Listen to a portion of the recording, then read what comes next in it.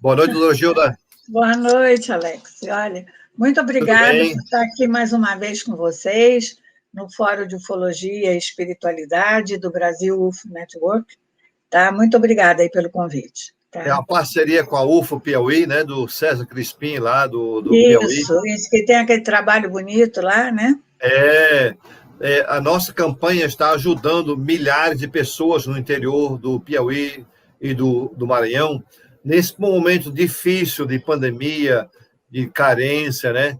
Eu agradeço a tua presença aqui, como do Vanderlei também, em nos ajudar a fazer esta campanha de fraternidade espiritual. Não é isso? Isso. O Alex me convidou para falar sobre ufologia e espiritualidade. Inclusive, foi ele que sugeriu até esse tema, né? Para mim, é um tema extremamente importante, porque desde o meu primeiro livro, tá, Os Transformadores de Consciência, que saiu a primeira vez com o nome de UFO, Contato Alienígena, tá, eu já tinha um caminho espiritual que me foi apresentado, vamos dizer assim, porque eu não conhecia, né, juntamente logo após o meu contato, em que eu descrevo no Rio Subterrâneo, que é o livro em que eu vou falar desse contato com um ser, uma pessoa física, no Rio de Janeiro. Tá? Então, depois desse contato, eu fui levada a fazer uma viagem pela Europa. Eu, na verdade, pensava que eu estaria em busca das minhas origens, da minha ancestralidade, de recordar, talvez, fatos passados, né? E desde Lisboa, tá, eu fui sendo levada pela Ordem dos Templários, que é chamada em Portugal, tinha mudado de nome, que é a Ordem de Cristo, né? Então, foi assim, na praça, foi o primeiro lugar, eu buscando essas origens, eu buscando bibliotecas antigas, que me levaram para conhecer esse tema, que eu não conhecia nada, né?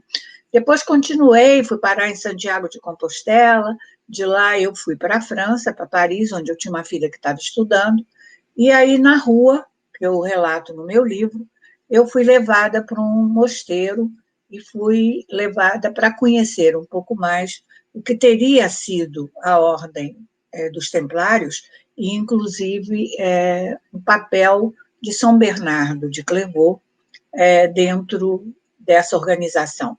Ele que teria criado, inclusive, todas as leis e as obrigações dessa ordem. Né?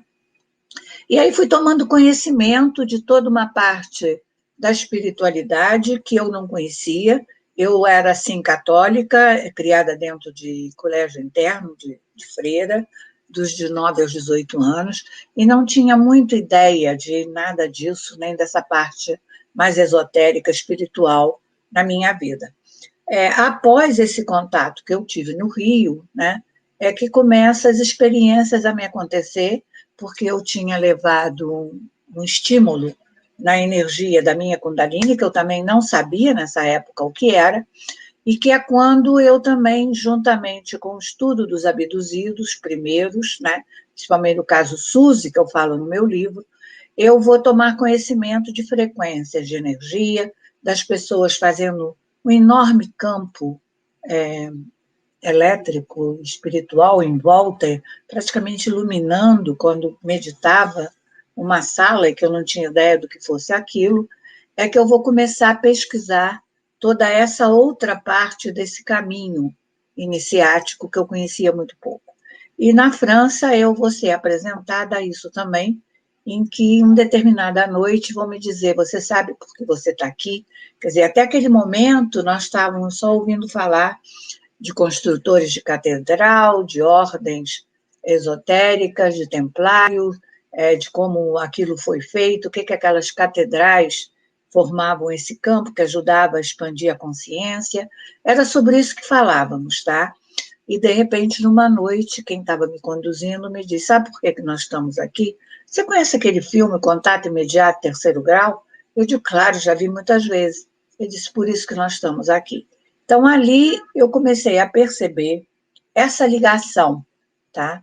Do caminho do contato com o caminho espiritual, o caminho iniciático, caminho em que você desenvolve a sua energia para ir abrindo a consciência de êxtase em êxtase, que vai passando por tudo isso para finalmente chegar a essa abertura maior da sua consciência. Então, dali eu comecei a estudar a Kundalini, porque eu já tinha passado pelo processo sem saber o que era, quer dizer, não só estudando os contatados, mas estudando também essa evolução da Kundalini. E, para mim, cada dia ficava, por exemplo, muito mais claro que as pessoas, quando vão... Primeiro que o cenário não é aleatório, o cenário é armado, tá? Os seres preparam esse cenário. Isso já desde lá atrás, eu já tinha verificado isso numa conferência que eu participei, que nesse PowerPoint vocês vão ver, em que mostrava justamente toda essa parte do contato com relação à espiritualidade, à energia e a tudo isso. Então, a partir dali, eu fui me enfronhando mais, fui aprendendo mais, fui estudando mais, fui participar nos Estados Unidos da Kundalini Research Network, até para entender que energia era essa, o que era chakra, que eu também não sabia. Quer dizer, como essa energia passava na nossa coluna, como é que ela ia abrindo os chakras, e qual a relação de tudo isso com abertura de consciência, com espiritualidade, e principalmente com êxtase. Porque, para mim, também foi ficando claro que, como não era aleatório, que tinha uma genética, uma corrente sanguínea, tá? Tinha também um cenário armado, em que as pessoas iam para esses lugares distantes, ou para cima de montanha, ou para praias, ou que seja, para tentar o contato, tá? E o campo que se formava ali, ou com nave aparecendo, ou sem nave aparecendo, tá? Mas emanando energias, aquilo também, como qualquer outro caminho iniciático, ou você passando por catedrais, ou você indo a Santiago de Compostela, ou que fosse locais preparados, Machu Picchu, para abrir a consciência de você, também o contato fazia isso. Tá? As pessoas voltavam desses lugares, geralmente com uma consciência mais expandida, muitas vezes até pedindo ajuda por não saber bem o que estava acontecendo ali. Então, cada dia mais, para mim, foi ficando claro que o contato não era uma coisa apenas física. O contato com seres extraterrestres ou alienígenas, ou o que seja, tá? Era um programa, era um plano maior, para mim, é como eu vejo, tá? E cada vez mais, e quanto mais estudo, quanto mais participo, quanto mais interajo com os contatados e com os abduzidos, mais claro vai ficando para mim que isso é um grande plano que vai envolver, posteriormente, eu acho, uma grande iniciação cósmica. Por isso mesmo que atualmente eu estou dando curso de iniciação cósmica, preparação para uma grande iniciação cósmica, porque eu acho que essa transição tem a ver com isso, é um grande preparo da humanidade. E esse preparo vem sendo feito bem devagarinho, bem aos pouquinhos, com a gente admirando luzinha no céu, fotografando as luzinhas no céu, correndo atrás dessas luzinhas, indo por lugares onde as pessoas veem mais essas luzes, tá? E cada vez que você corre por esses lugares, mais você é atingida por esses campos e mais a tua consciência vai expandindo. Então, várias vezes, inclusive, eu já dei palestra falando sobre isso, mostrando essa interferência no nosso cérebro. Gente, se a nave passa, se desliga a luz, se atinge os carros, diminui a velocidade, param, tá? Também está atingindo o nosso cérebro, está atingindo nossa mente, está atingindo a nossa consciência, tá? Então, para mim, a abdução e o contato é realmente uma jornada evolutiva, é uma jornada iniciática e a gente tem que tomar consciência disso cada vez mais e não levar o contato só na brincadeira, só na risada, ou só naquilo, eu quero ver ser, eu quero encontrar com ser, o que você vai fazer, porque também essa abertura, quando é muito grande, você perde o pé de realidade. Essa energia é muito forte, muito facilmente você perde essa noção de realidade, tá? Então, vamos falar agora um pouquinho desse PowerPoint e depois a gente continua um pouco mais no geral e vamos abrir para as questões. Esse PowerPoint é bastante didático, é muito simples, tá? Ele vem dessa experiência minha com os abduzidos. Quer dizer, o que é isso? Quer dizer, o que acontecia? Apesar de hoje em dia a abdução ter mudado, não há mais trauma, e eu vou falar hoje de trauma, porque ainda tem muita gente com essa noção de que a abdução é traumática, tá?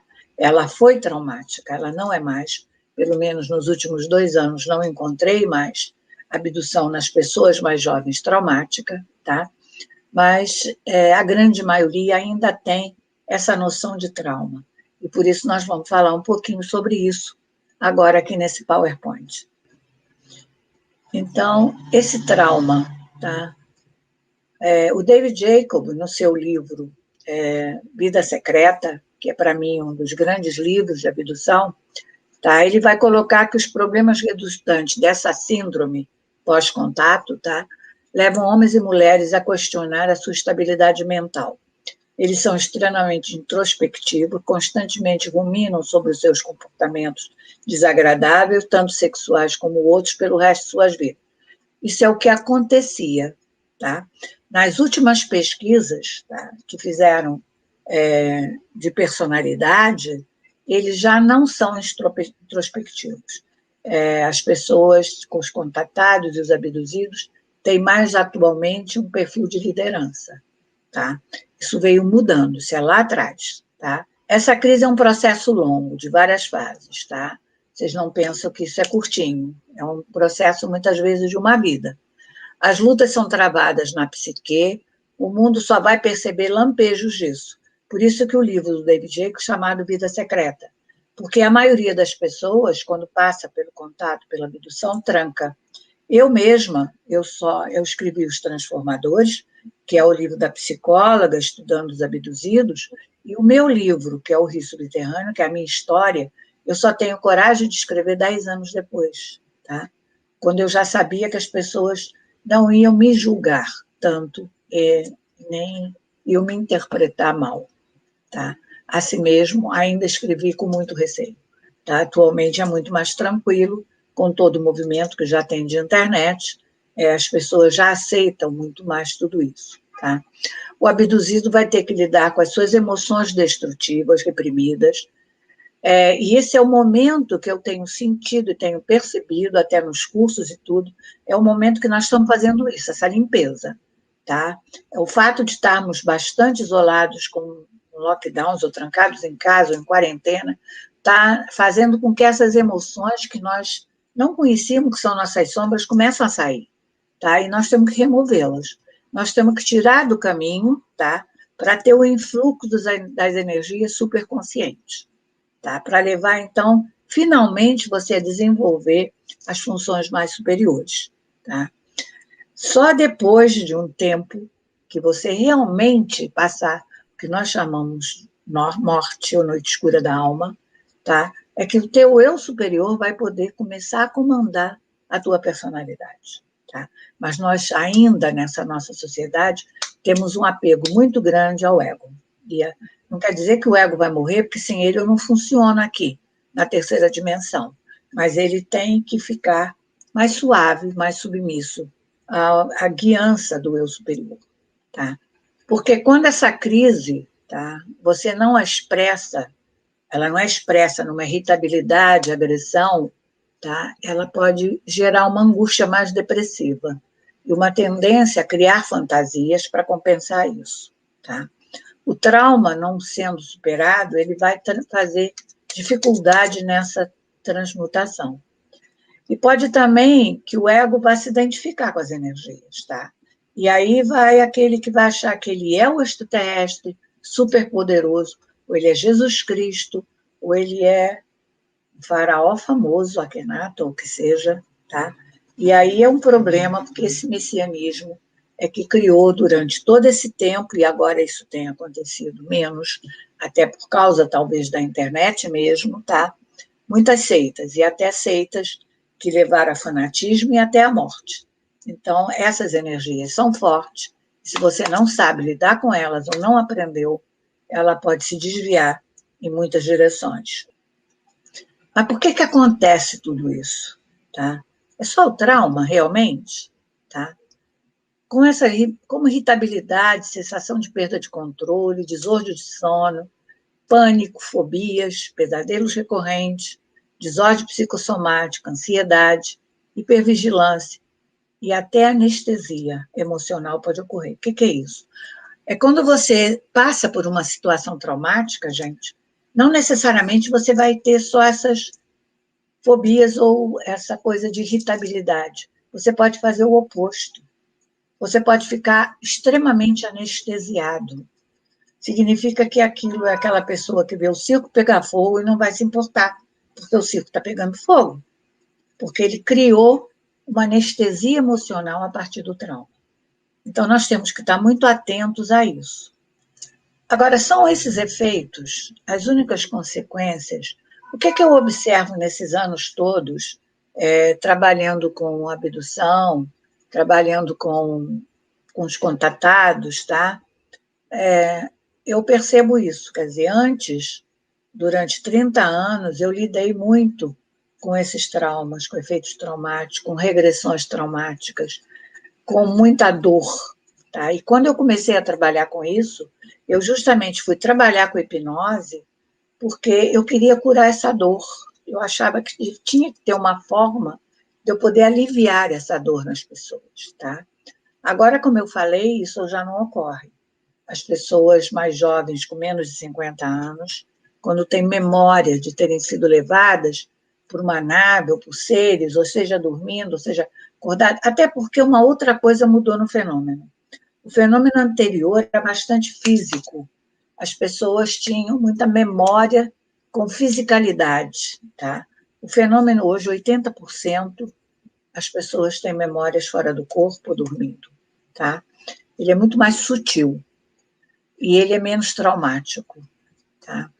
Mas não deixa de a pessoa, apesar dele ser menos traumático, dele ser mais sutil, não significa que o processo de evolução da consciência não vai te fazer ter que lidar com tudo aquilo que eu falei antes, tá? Você vai ter que lidar com tudo que está reprimido, seja dos seus ancestrais, seja da sua vida, seja do teu dia a dia, tá? Todas essas emoções. E a gente reprime muita coisa. A gente reprime coisas que a gente não quer que os outros saibam que nós temos. A gente reprime potenciais nossos que nós temos vergonha de demonstrar.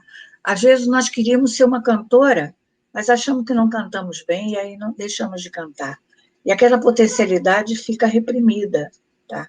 Então nós temos que estar atentos a isso também, porque mesmo não sendo uma abdução traumática, o processo é igual. Você vai ter que fazer uma limpeza igual. E o teu crescimento espiritual, tá? Porque tudo isso é um caminho espiritual, e esse crescimento espiritual vai depender dessa limpeza, né? Você vai ter que realmente encarar sua sombra, encarar teus lados escuros, aceitar quem você é, como você é, tá? Se você não se acha bonita, você vai ficar contente com você, com as suas qualidades e seus defeitos, tá? E você vai ter que tentar não implicar porque o outro tem aquilo que você não tem. Você parar de ter ciúme, parar de ter inveja, começar a observar à sua volta o que está te incomodando. E começar, então, a achar essas partes suas, tá? Só que esse processo, e por isso que eu digo que é um caminho espiritual, tá? Se você, nesse meu livro, Nos Transformadores, eu justamente vou comparar com o caminho dos místicos. Os místicos fazem, porque quase que o contatado, o abduzido, é quase bipolar no sentido que ele tem altos e baixos, né? Passa da euforia para a depressão, mas sempre de uma forma mais leve.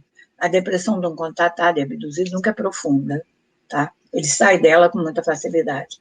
Mas ele, como qualquer caminho dos místicos, ele tem esses altos e baixos, até que isso, muito lentamente, depois que a Kundalini, que vocês vão ver, vai passando nos chakras e vai desbloqueando essa energia para poder fazer a união de Shiva e Shakti, aqui, de Shiva e Shakti no alto da sua cabeça, e realmente você expandir essa luz, tá? Durante todo esse processo, você vai fazer sintomas, tá? igual os místicos, vai fazer crias, como a gente chama na Kundalini, que são sintomas dos blocos que você está impedindo a subida dessa energia, tá? E aqui eu vou colocar uma sequência de 3 slides, tá? Que tem uma listagem, que não é só minha, foi uma listagem que eu fiz há uns anos atrás, sobre todos os livros e todos os papers que havia sobre o estudo da abdução, tá? E quais eram os sintomas que as pessoas mais descreviam, o que as pessoas mais percebiam. E até hoje, nos meus grupos de contatados, eu ainda tenho muitos relatos parecidos com isso, tá? Por exemplo, tremor pelo corpo, sensação de passar uma corrente elétrica pela pele, muita vibração, movimentos involuntários, que geralmente são as crias, por causa dos blocos, impedindo a subida da energia da Kundalini, faz gestos, paralisação em determinadas posições, muitas vezes em saída do corpo, o corpo fica catatônico, pressão muito forte na cabeça, tá? Forte dores de cabeça, contrações musculares, porque a gente tem a tendência a se assustar e a comprimir, a segurar a energia, para a energia não subir. Principalmente a gente tem medo da força dessa energia, da luz dessa energia. Muitas vezes a sensação de não mais sentir dores usuais, muitas vezes tem dor no corpo inteiro, porque você está bloqueando, e quando relaxa, você faz espasmos, tá? Porque aí você está soltando tudo aquilo que você bloqueou. Pode sentir a hora muito calor, de repente começa a sentir muito frio. Muita secura na boca, tá? Tem que beber muito líquido. Aliás, depois de todo contato, tá? Você tem que, todas as vezes que você tiver um contato, logo após, seja ele, principalmente se ele for físico, se for com nave, em algum lugar externo, tá? Bebam bastante água, tá? Sensação de náusea e tonteira, como se estivesse tendo labirintite, sem ter uma causa. Muita ansiedade, irritabilidade e impaciência. Ansiedade é um dos grandes fatores, inclusive a gente fez uma pesquisa sobre as emoções de um grupo de contatados, a gente fez essa pesquisa, inclusive, aplicando floral, e um dos sintomas que a gente achava que eles tinham bastante era a ansiedade, tá? Apesar que a pesquisa vai mostrar que todas as emoções dos contatados, elas são fortes, mas dentro de um grau aceitável, equilibrado, tá? Não tem nada muito excessivo, tá? Isso atualmente, gente, tá? Mas já se passou por muito mais ansiedade do que atual.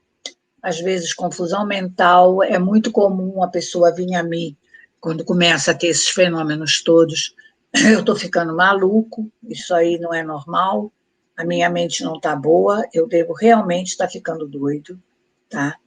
Essa dificuldade de saber o que você está vivenciando, se é real, ou se é só fantasia da sua cabeça, tá?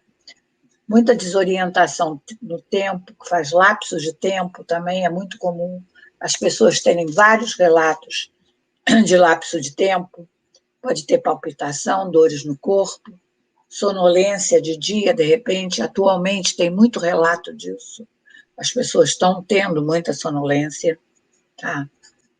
Visão fora de foco, problemas alimentícios ou gastrointestinais, aumento ou redução da sexualidade, pode ter acessos de riso, raiva sem controle nenhum, sensação de alegria e de paz sem causa aparente, quando a energia está alta, tá? A pessoa pode sentir muito isso e é comum que sintam, tá? Visão de luzes, seres, flechas de luz dentro de casa, ver seres toda hora, símbolos, as pessoas estão tendo atualmente muitos símbolos, tanto que estão se interessando para estudar a geometria sagrada, porque estão vendo símbolos, estão vendo e meditando, estão vendo dormindo, tem sido passado muitos símbolos, tá? E muitas vezes cheiros diferentes, cheiros fortes e até perfumes, tá? Isso mostra que o contato e a abdução abre, aumenta, amplia a tua, primeiro, espiritualidade, segundo, mediunidade, terceiro, paranormalidade. Tá? O contato e abdução costuma abrir tudo isso muito mais. Se você já tinha um pouco, isso cresce. Tá? Então, faz parte do processo. Viagens fora do corpo, hoje em dia, na última pesquisa, inclusive, feita nos Estados Unidos, tá? Por uma nova associação que tem lá, é o FREE, tá? Eles descobriram que muita gente está tendo experiência próxima da morte. O IQM, que quando eu comecei a pesquisar, acontecia, mas era num grau menor. Hoje em dia, isso ampliou. Os relatos dentro da pesquisa é que tem acontecido muito mais experiências de IQM, de próximas da morte, ou de quase morte, do que antes, tá? Mensagens espirituais as pessoas começam a receber, tanto que hoje em dia a internet está infestada de canalizações, tá? Essas pessoas também, dentro de todas as pesquisas de personalidade, se descobriu que essas pessoas têm mais, o contatado tem mais rapidez mental que a média, tá? Sentimento de amor e de amizade, inclusive de preocupação com a humanidade, com o próximo. Sensação de missão é muito forte. Não pode ter messianismo, mas missão sim. Maior capacidade para trabalhar, trabalha muito mais horas sem se cansar, e muito mais velocidade, e sendo capaz de fazer várias coisas ao mesmo tempo, tá? Tem uma mudança muito grande da visão de mundo, aumenta bastante a criatividade, tá? Passa a se preocupar muito mais com o social, político e econômico, não fica fora do mundo, ele tenta participar, tenta saber o que está acontecendo, tenta ajudar esse mundo a crescer, a evoluir, a mudar, tá? E muitas vezes acontece que depois de um contato a pessoa passa a ter uma outra área de interesse, muitas vezes quer mudar inclusive de profissão, isso é comum. Então, Rock Mountain foi onde se começou a estudar o contato. Por umas conferências organizadas pelo Dr. Léo Sprinkle, que era psicólogo, tá? Onde deu pela primeira vez voz aos contatados. Apesar de ser uma coisa antiga, tá? Por que eu coloquei aqui? Porque tem umas coisas bem modernas, bem dentro do que está acontecendo atualmente, do que eu percebo nos grupos dos contatados com relação à energia, frequência, que não deixa de ser ligada à espiritualidade. Contatados servem como poderosos energizadores. As abduções e contatos têm uma profunda influência na vida das pessoas. Muitas pessoas levam anos antes de admitir que viram UFO ou que foram contatados. Outros ultrapassam tudo aquilo que eu coloquei de uma forma mais suave. Muitas vezes, eles vão se tornar investigadores para minimizar esses efeitos, tá? Ou a ansiedade. E outros se tornam curadores, professores, guias, auxiliares, usando essas habilidades paranormais. Por isso que o mundo agora tem um monte de curador, um monte de canalizador, um monte de gente dando aula sobre tudo isso. Porque o contato faz com que isso floresça, vamos dizer assim, que a pessoa perceba muito mais isso. O Dr. Léo Sprinkle, lá atrás, ele já dizia para mim, o contatado ele vai se tornar um curador ou um professor, divulgador, conferencista, escritor, vai escrever livro, vai fazer uma coisa ou outra, de um modo geral. E nós estamos vendo isso agora aos montes, tá? De qualquer modo, vai se tornar, porque isso é muito importante. E os meus grupos de contatados já fazem isso, outros grupos também já fazem isso, porque de alguma forma já foram tocados, ou já ampliaram um pouco mais a sua consciência a nível espiritual, e estão crescendo, estão abrindo, estão se transformando.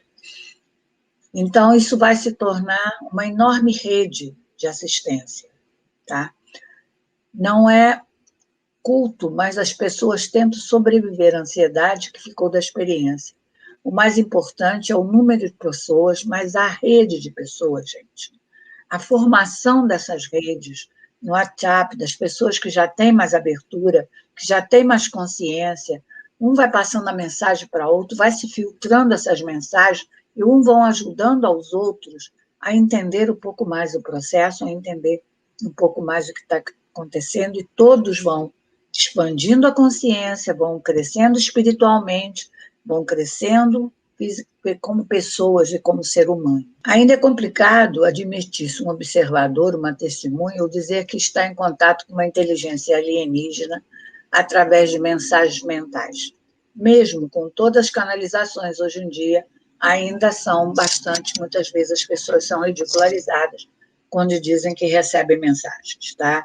Ou que a pessoa teve um encontro ou vários com inteligência de outros planetas. De qualquer maneira, já está um pouquinho mais popular a pessoa dizer que recebeu um download, que recebeu uma informação, que recebeu uma intuição. Hoje em dia já se fala sobre isso com um pouquinho mais de tranquilidade, apesar que ainda tem muita gente que ridiculariza. Muitas pessoas sérias estão passando por essas experiências. Talvez por sermos muito tolos e não acreditar, perdemos a extensão que todo esse fenômeno está influenciando, modificando as atitudes da nossa sociedade. No fundo, além do contato ser um caminho espiritual e um caminho evolutivo, tá? Ele é um caminho que influencia a sociedade. Tá? Isso eu venho observando nesses 30 anos do meu trabalho. Tá? Isso é, talvez, o principal papel. Então, aqui um resuminho só do processo, como ele se passa, que é um resumo do que eu falei até agora, tá? Primeiro, tem esse impacto na consciência que vai criar um êxtase, que pode ser positivo ou negativo. No caso de uma abdução, a pessoa pode ficar traumatizada. Pode gerar medo e pânico, pode desestruturar a sua personalidade, porque você vai se fixar naquelas coisas antigas, tá?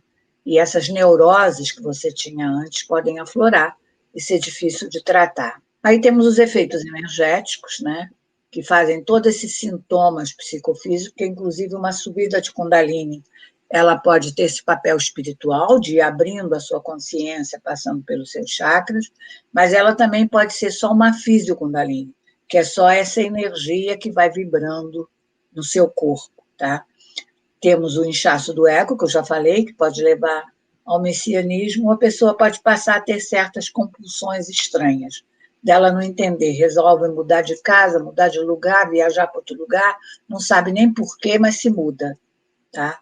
E assim outras compulsões. E os evolucionários sociais, como eu falei, que tem essa influência na sociedade, que é bastante importante, tá?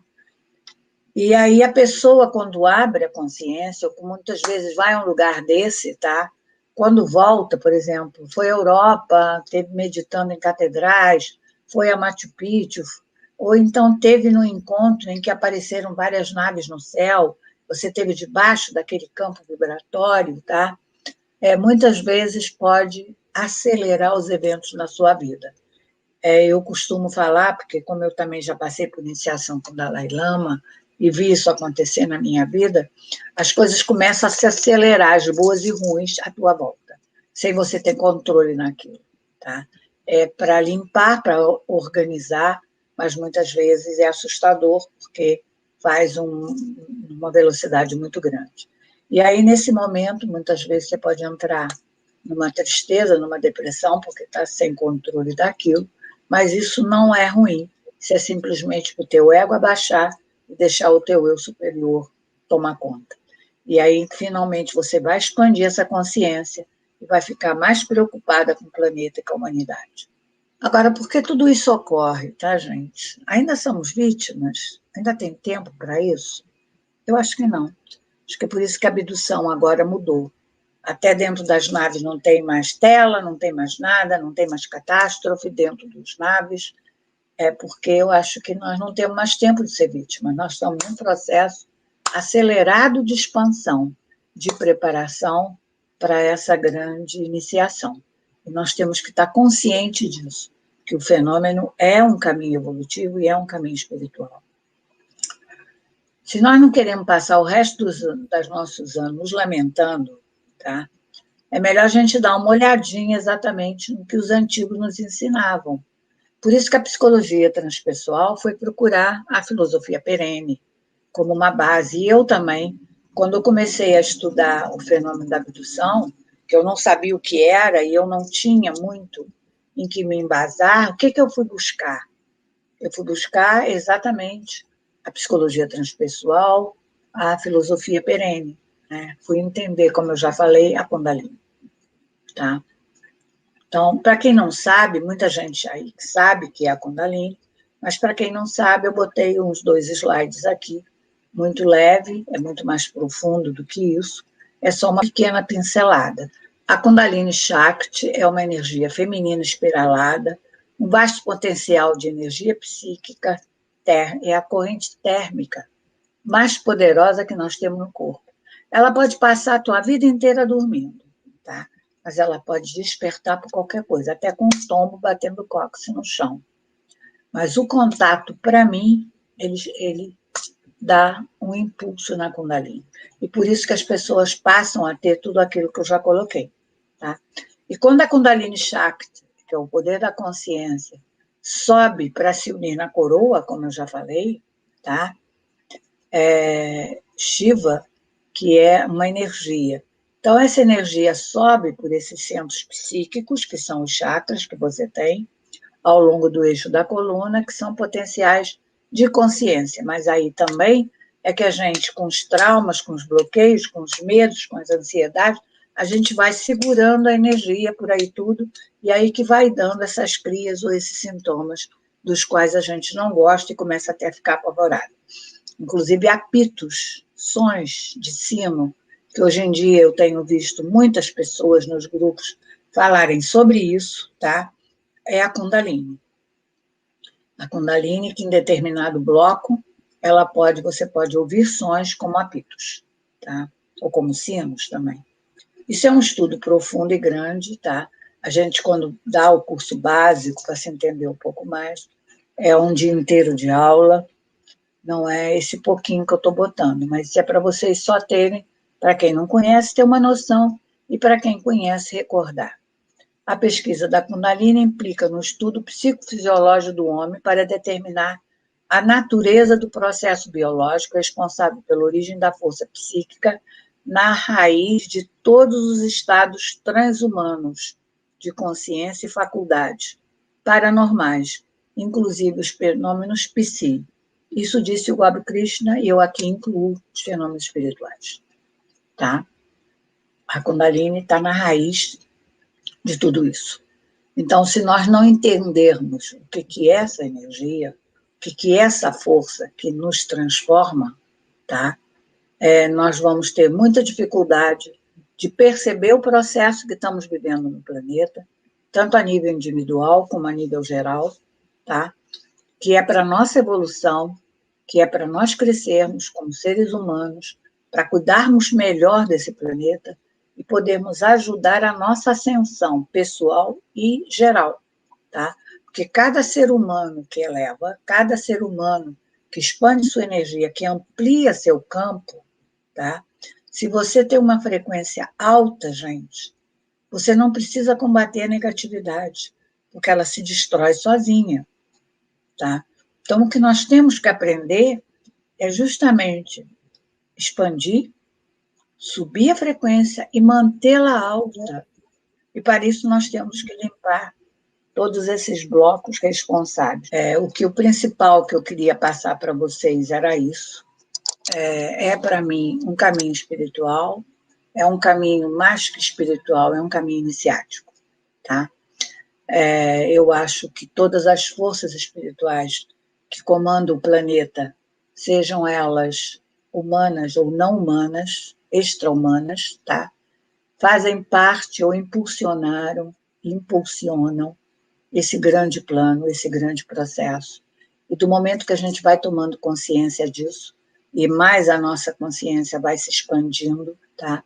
Mais nós temos a oportunidade de nos espiritualizar e ajudar a espiritualizar o planeta, mas essa espiritualidade, gente, é diferente, ela é uma espiritualidade que requer processo físico, ela é uma espiritualidade física, ela tem a ver com energia, com vibração e com frequência, tá? Então, tem a ver com todo esse processo energético do nosso corpo e todo o processo energético do próprio planeta, tá? Porque nós estamos unidos ao planeta.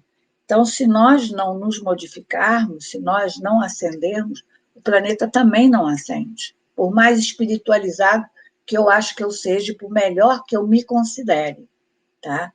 Se você realmente não consegue fazer com que essa energia se equilibre, para você expandir de uma forma tranquila, tá? Em paz, com amor, só tem uma energia capaz de curar tudo isso, que é a frequência do amor. Mas eu não estou falando do amor piegas, eu estou falando da frequência do amor, que ela sai pelo nosso chakra cardíaco. Esse chakra é que expande o amor. Esse chakra aqui é que vai conseguir fazer isso. E se nós estivermos com esse chakra bloqueado, nós não nos curamos, nem vamos conseguir curar o planeta. Tá? Então, estudar essa energia, aprender esses blocos, aprender a programar tudo isso que vem sendo programado há séculos na gente, em todos os nossos níveis do nosso ser, tá? Nós não vamos estar ajudando a ninguém. Nós nem adianta acharmos que somos espirituais, porque não estamos sendo. Tá? Essa espiritualidade é de essência, é de vibração, é física. Tá? Então, nós temos que aprender tudo isso. Tá? Então, o que eu queria passar era isso. E aí eu abro para pergunta, porque eu acho que ajuda muito mais do que só eu ficar falando. Fantástico, muito obrigado, doutora Gilda, aí, pela sua explanação, foi realmente maravilhosa. O Vanderlei está aqui, doido aqui para fazer pergunta. Vanderlei, boa noite, Vanderlei, como é que você estava? Muito boa a palestra, excelente. Tá? Inclusive, a senhora falou uma coisa muito importante sobre a energia, vibração e frequência. Né? Nicolas Tesla já falava exatamente sobre isso. Né? Se você quer conhecer o universo, você parta a partir desses 3 princípios. Mas eu tenho aqui 6 perguntas, né, dos templários. O do templário pergunta se os templários também eram monges. Sim, os templários eram monges, eles eram monges guerreiros. Eles tinham as 2 características, tá? E eles tinham que cumprir toda a parte monástica também. E as ordens eram muito sérias, eles não podiam transgredir as ordens. Tá? Eles faziam juramentos, e esses juramentos eles tinham que obedecer. Tá? Só que o que eles acreditavam, até hoje, é alguma coisa fechada, que mesmo com o julgamento todo que já houve, até a liberação dos templários, até hoje não se sabe exatamente qual é a linha que eles acreditavam, ou que linha que eles seguiam.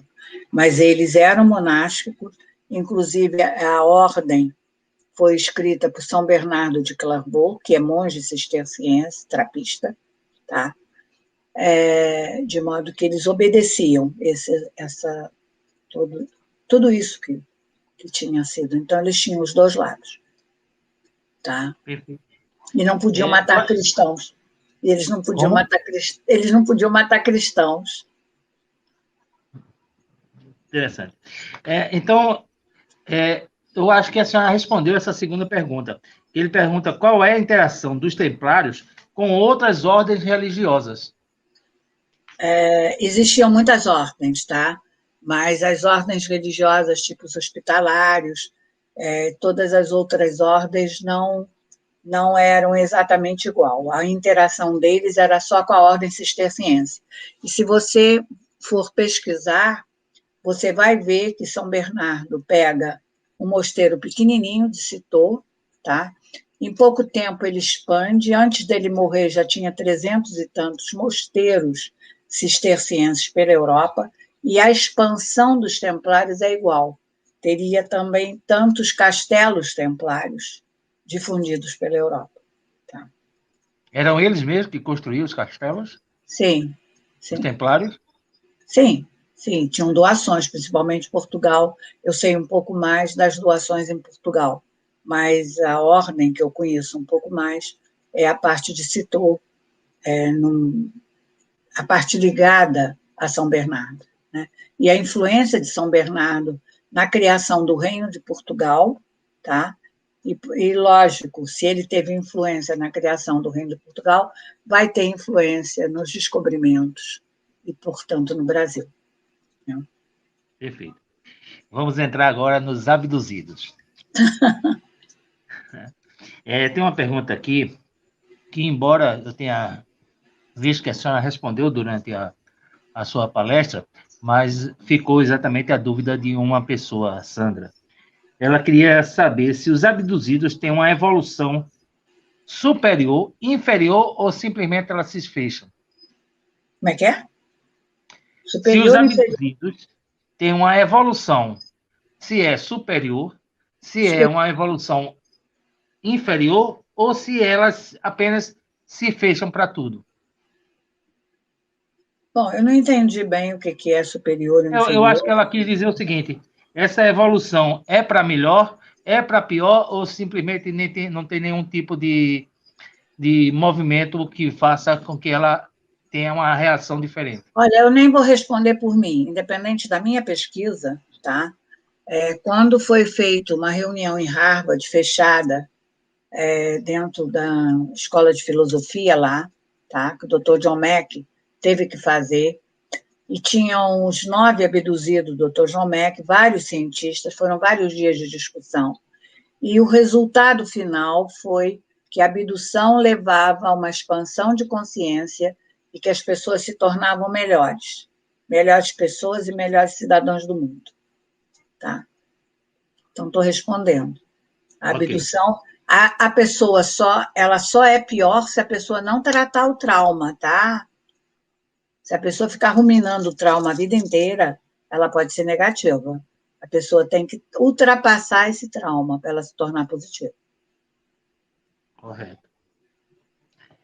Os abduzidos por meio de sonhos traz uma recordações dos seus ancestrais? Não sei, mas pode trazer, eu acho que sim. Eles têm contato com extraterrestres? Os ancestrais? Não. Os abduzidos, eles têm contato com os extraterrestres que talvez fossem seus ancestrais? Pode ser, porque eu, durante muito tempo, tá, aqui na pesquisa de abdução no Brasil, apareciam os seres muito altos, muito bonitos, com a pele muito branca, parecendo de porcelana, e eu não encontrava descrição desses seres na literatura ufológica, só nas pessoas, nos abduzidos que eu fazia regressão no Brasil. Então, para mim, aqueles seres, tá, me dava a sensação de serem ancestrais. Tá? E até hoje eu acho isso. Eu acho que nós temos memórias de seres ancestrais que talvez já vieram para cá, colonizaram isso aqui, que podem estar aqui, em outra dimensão, em bases ou intraterrenos. Ok. Eu vou agora misturar um pouquinho com relação aos agroglifos. Seriam os agroglifos símbolos para que os contatados sejam despertos ou ativados? Eu acho que pode ser, porque os agroglifos são bastante tipo geometria sagrada, né? Tem muito a ver com isso. Como são simbólicos, eles podem fazer isso, apesar de que eu não sei a origem dos agroglifos. Realmente eu não posso garantir que os agroglifos são feitos por extraterrestres, mas também nós nem sabemos quais são essas forças alienígenas que atuam no planeta desde a antiguidade, né? Jacques Vallée já colocava isso, que existe uma força que já evolucionária no planeta há muitos anos, não é uma coisa só atual, que pode ser de outra dimensão, pode ser do mundo paralelo, pode ser de algum outro lugar. Tá? E eu não sei a origem, até hoje não se sabe a real origem dos agroglifos, mas podem ter essa função, concordo? Perfeito.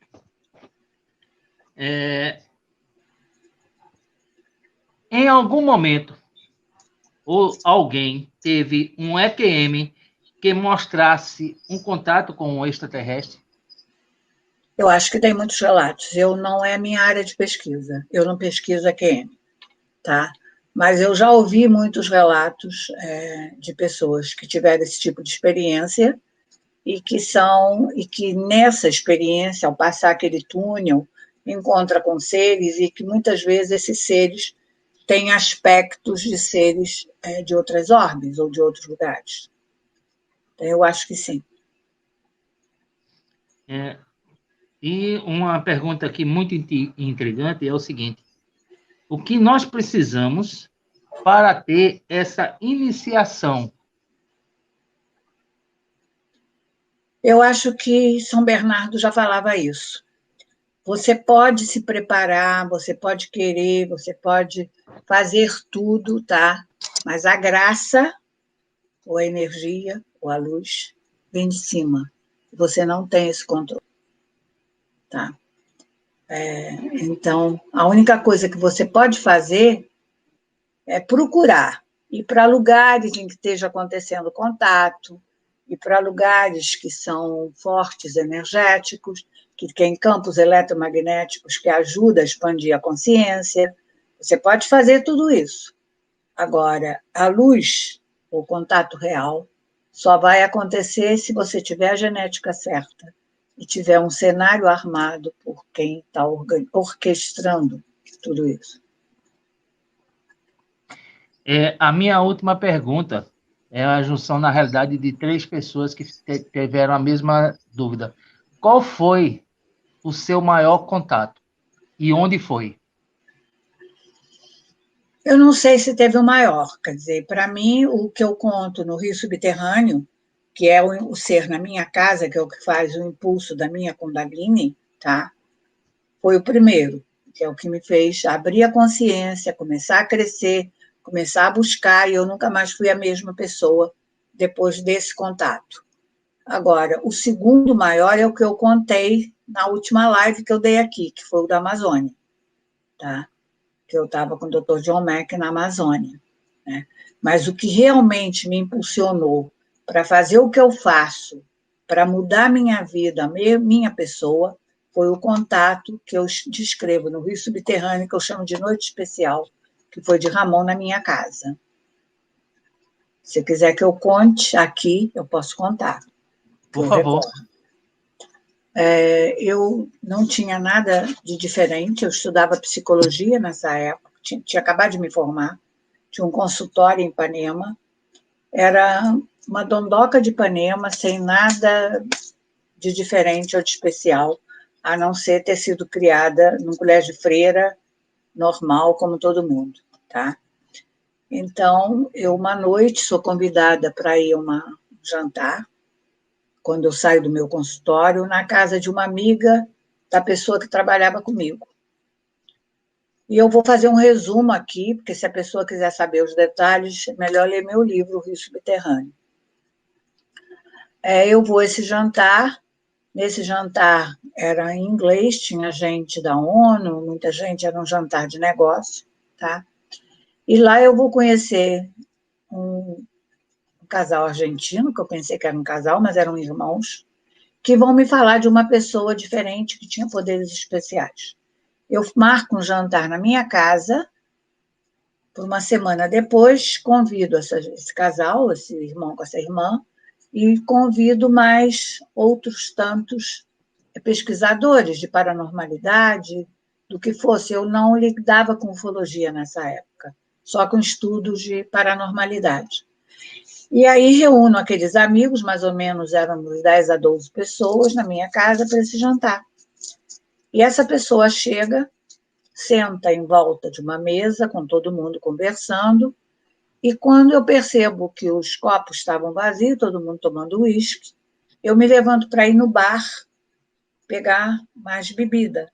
E ele se levanta e vai atrás de mim. E do momento que ele chega no bar na minha frente, que ele começa a falar, o tempo para. E o tempo para mim, o tempo para a casa toda. Ninguém se mexe mais nessa sala por 2 horas. Eu fico paralisada só ouvindo ele falar. Em que ele vai me dizer que tinha tido contato dentro do vulcão nas Canárias e que ele estava ali para ajudar a transição do planeta e que eu tinha nascido com a mesma finalidade. Por isso que ele estava ali para me explicar isso.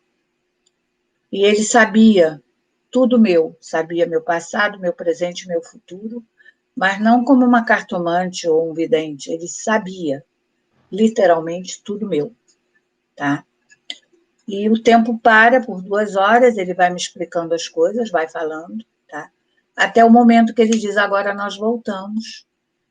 E alguém veio falar comigo, ô Gilda, é 11 horas, você não serviu o jantar.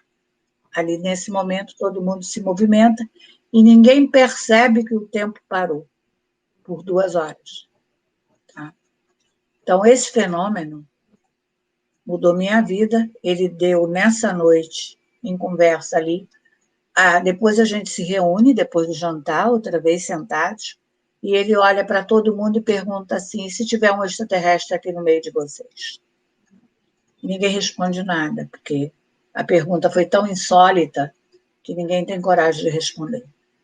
Mas, a partir dali, ele segura minha mão, sentado, e diz, tua vida muda a partir de hoje. E, realmente, ele dá o que os orientais chamam de Shaktipat na minha energia, que eu não tinha ideia do que fosse. Eu começo a ter sintomas de Kundalini, achando que eu estava levando choque de extraterrestre. E é a partir daí que vai começar toda a mudança da minha vida. Tá? Então, a mais impactante, no primeiro momento, foi esse. Agora, na Amazônia, na minha regressão, é como um processo iniciado. Nesse contato que a senhora teve em casa, muito interessante, ele se identificou?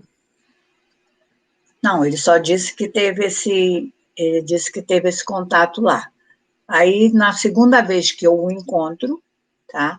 Eu pergunto a ele, você é meu mestre? Você é extraterrestre? O que você é? Tá?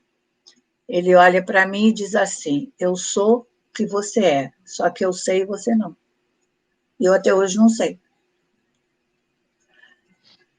Porque aquela pergunta que ele fez no meio de todos é muito interessante, né? Muito. Se tivesse um extraterrestre entre vocês. É. Né? Lembra uma passagem, né,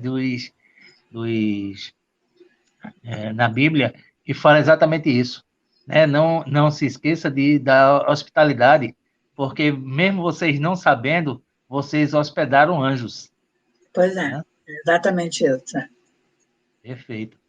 Bem, eu encerrei todas as perguntas que passaram aqui para nós. Eu queria agradecer a senhora.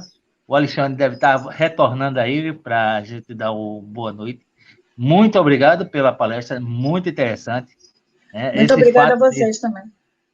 Esse fato do seu jantar foi sensacional. Né?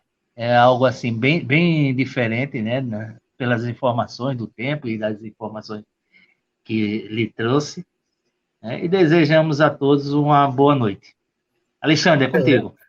Não, eu quero somente, nesse momento, agradecer a presença da doutora Gilda Moura aqui, mais uma vez aqui no canal da UFO Piauí, com o nosso esforço em trazer ao próximo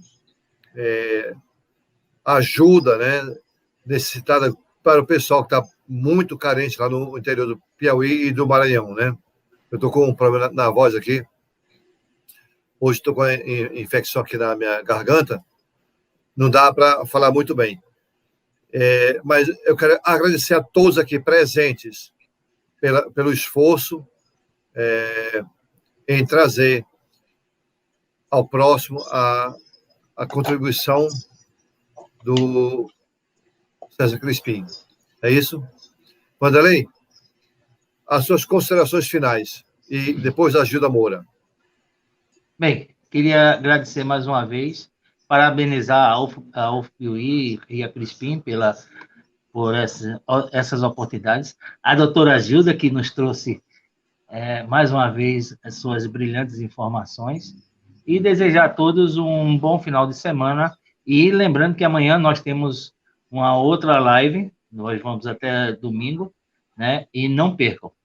Boa noite a todos vocês, que Deus os acompanhe. Tá.